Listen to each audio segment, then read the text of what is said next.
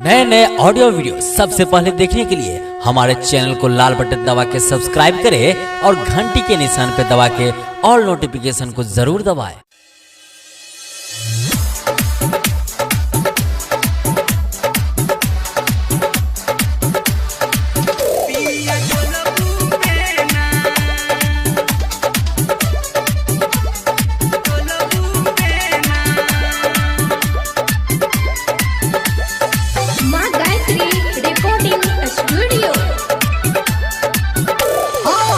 गरमी से छूटई या पसीना पिया डोलबू बेना।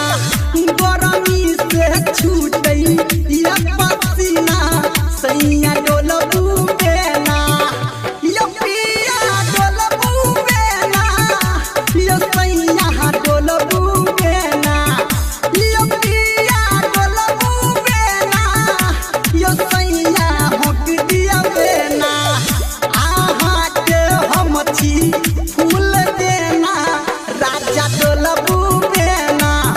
गरमी से छूटई या पसीना पिया डोलबू बेना।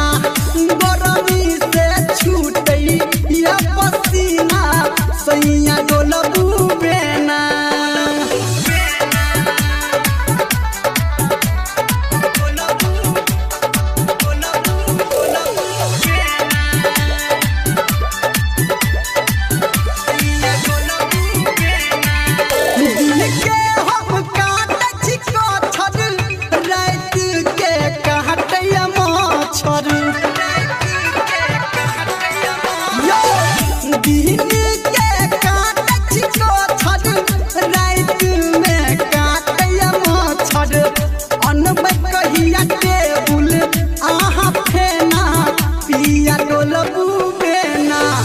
गरमी से छूटई या पसीना सैया डोलबू बेना।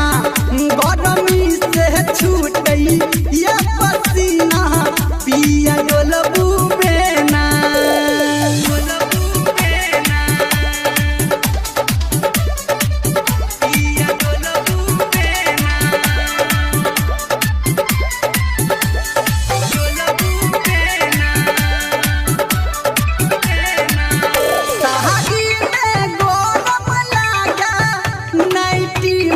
सोहरम